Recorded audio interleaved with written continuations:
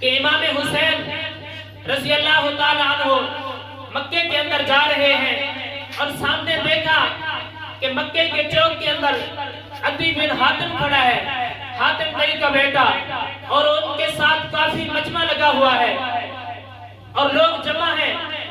تو حضرت امام حسین رضی اللہ تعالیٰ عنہ نے پوچھا یہ کیا ہے، لوگ کیوں اکٹھے ہیں؟ تو لوگوں نے بتایا کہ یہاں پہ عدی بن حاتم کھڑا ہے اور وہ اپنے باپ کی سخاوت کے قصے بیان کر رہا ہے۔ حضرت امام حسین رضی اللہ تعالیٰ عنہ مسکرائے اور کہا کہ شہر ہو میرے نانے کا، اور قصے دوسروں کے بیان کیے جائیں، میں بھی چلتا ہوں سن کے آتا ہوں کہ کیا بیان کر رہا ہے۔ تو جب حضرت امام حسین رضی اللہ تعالیٰ عنہ اس مجمع کے پاس گئے اور دیکھا عدی بن حاتم کو، تو عدی بن حاتم آگے ہوئے محبوب علیہ السلام کے نواسے حضرت امام حسین رضی اللہ تعالیٰ عنہ کو سلام کیا، اور امام حسین نے پوچھا کہ عدی میں نے سنا ہے کہ تم اپنے باپ کے قصے بیان کر رہا ہے سخاوت کے۔ عرض کرتا ہے حضور بیان کر رہا ہوں۔ تو امام حسین نے پوچھا کہ مجھے بھی بتا تیرا باپ کتنا سخی تھا۔ تو عدی بن حاتم نے کہا کہ حضور میرے باپ کی ایک بہت بڑی حویلی تھی جس کے 10 دروازے تھے، اگر ایک بھکاری اور مانگنے والا ایک دروازے پہ صدا لگاتا تو میرا باپ اس کو خود اٹھ کر عطا فرماتا۔ میرے باپ کی یہ بھی خصوصیت تھی کہ جو بھی مانگنے والا آتا تھا کسی نوکر کو نہیں کہتے تھے کہ اس کو جا کر خیرات دے، وہ خود جاتے تھے ان کی جھولی میں خیرات ڈال دیتے تھے۔ تو یہ میرے باپ کی سخاوت ہے۔ اگر وہی بندہ دوسرے دروازے کے اوپر آتا تو میرے والد خود چل کر پھر اس کو خیرات دیتے، تیسرے دروازے پہ آتا، چوتھے، پانچویں، حتیٰ کہ 10 دروازے کے اوپر بھی آتا تو میرے باپ اس کو ٹھکرایا نہیں کرتے تھے، کبھی بھی اس کو ہر وقت خیرات دیتے تھے۔ یہ نہیں کہتے تھے کہ تم نے پہلے دروازے سے مانگا ہے، دوسرے دروازے، تیسرے دروازے سے مانگا ہے، میں نے تمہیں عطا کیا پھر تو آ گیا ہے۔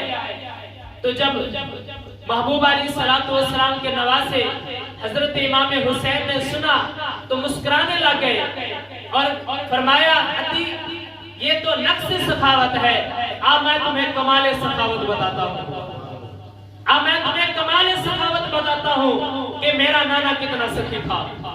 میرے نانے کی کوئی بہت بڑی حویلی نہیں تھی، کچا مکان تھا اور دروازے کے اوپر گوری لٹکی ہوتی تھی، اور جو بھی بھکاری آتا صدا لگاتا میرے نانا جان اتنا عطا فرماتے اس کو کہ دوبارہ مانگنے کی ضرورت نہیں پڑتی تھی۔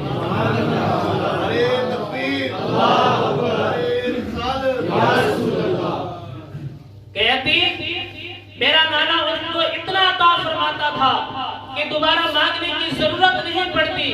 جو ایک دفعہ میرے نانے کے دروازے سے خیرات مانگ لیتا تھا وہ اس کے بعد خیرات دینے والا ہوتا تھا، مانگنے والا نہیں ہوتا تھا۔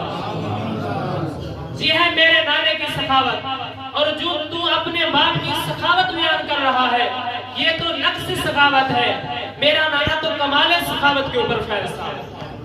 اس کی چند مثالیں موجود ہیں۔ آخری بات کہ جب محبوب علیہ السلام کے دروازے کے اوپر مانگنے والا جاتا ہے اور جا کر خالی جھولی پھیلاتا ہے تو جب مانگنے کے لیے گئے تو علی حجویری تھے، اور جب خیرات پا کر واپس پلٹے تو داتا گنج بخش بن چکے تھے، اور جب جھولی پھیلائی تو صرف عبد القادر تھے، اور جب خیرات لے کر واپس آئے تو غوث اعظم بن چکے تھے، اور جب جھولی پھیلائی خالی تو صرف معین الدین تھے، اور جب میرے محبوب نے خیرات پائی جھولی کے اندر تو غریب نواز بن چکے تھے، جب جھولی پھیلائی تو صرف محمد باہو تھے، اور جب خیرات لے کر واپس پلٹے تو سلطان العارفین بن چکے تھے، اور جب خالی جھولی پھیلائی تو ویل چیئر کے اوپر بیٹھنے والے